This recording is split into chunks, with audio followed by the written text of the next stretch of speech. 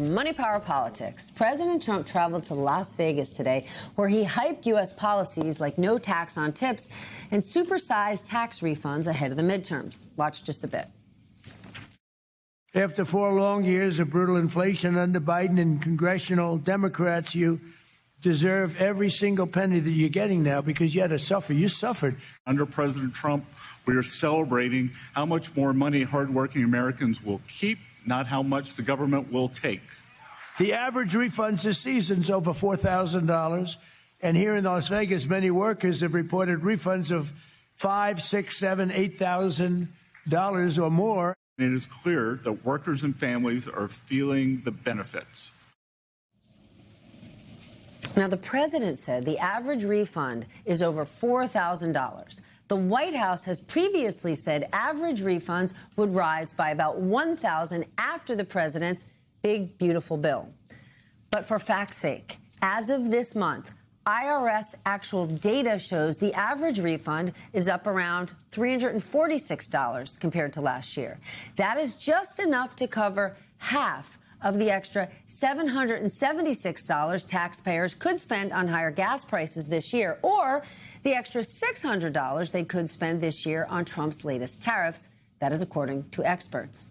My dear friend Brendan Greeley is here. He's a contributing editor for the Financial Times, and Natasha Stern, former Treasury official and Yale law professor. Mr. Greeley, these refunds were supposed to be Trump's ace in the hole for the midterms. They were compared to, remember during COVID, those stimulus checks that Donald Trump signed his name to? They had a huge positive political impact on him. That's not what we're seeing here. People need more right now. There's something strange going on that economists are trying to figure out, which is that the hard data that we have about the economy is kind of fine. It's not great. It's not awful, but it is fine. And corporate earnings are strong. Yeah, unemployment, growth, nothing stands out as good or bad. But the mood is bad. The surveys are bad. People's economic sentiment is down. So we're trying to figure out what's going on. One group of economists says people are stupid, they don't know how good they have it. I don't think that's right. I think what's going on right now is people are uncertain. You cannot make plans as a business when you're uncertain. We learned that yesterday. The Beige Book, these are businesses reporting to the Fed. They basically said, we don't know how to hire right now. We can't hire right now because we're not sure what's going on. Okay, but we don't know to what prices are going to be. The Beige Book didn't need to tell us that. Imagine you're running any business in this country in the time of a tariff war. But the challenge right now is uncertainty. You cannot hire, you cannot fire, you cannot make any plans, and you can't do the great American thing of investing and expanding when you don't know what's going to happen right now. And what we did with the war was we took an old source of uncertainty, which was tariffs, and we replaced it with a new source of uncertainty. And I think that's what's dragging on sentiment, even though everything else looks like it's fine. And the tax on tips is not going to get us there. No, Natasha, the White House is still struggling to stay on message about gas prices. One day, Trump says they are not coming down before the midterms. Another day, he says gas prices, well, they're not very high at all. And to Brendan's point, voters just want certainty so they can plan their lives when it comes to the economy and their personal finances. Is this projecting confidence? Because the thing that's so important is if you own your house, if you are long the stock market, that's a very, very different picture for people who don't. When you own hard assets like that, you have certainty to lean on. That's not the case for millions of Americans.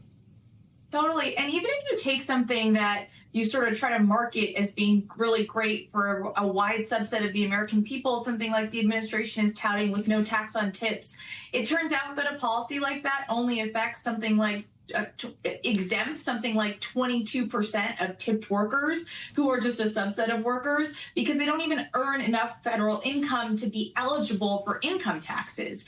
And so they are getting hit by these tariffs, and they are getting hit by these sky-high gas prices that are up over $1 on average nationally in the last 6 weeks, but they're not getting any real tax relief from this legislation. And so I think there is both this uncertainty element that is very large and looming on the American economy economy. But there's also this reality that if you look around, I mean, Brendan is right. By many measures, the economy is doing well, but we had our highest inflation print in the last 2 years last week. We're in a situation where it doesn't look like there is any relief coming relatively soon for energy prices, which were what the administration was leaning on as like one area where tariffs weren't having the type of impact that they're having across the board on everything else consumers are buying. And so I don't know, I think that the American people are kind of rightfully recognizing that a lot of this is self-inflicted wounds that are having really significant consequences on their own pocketbooks.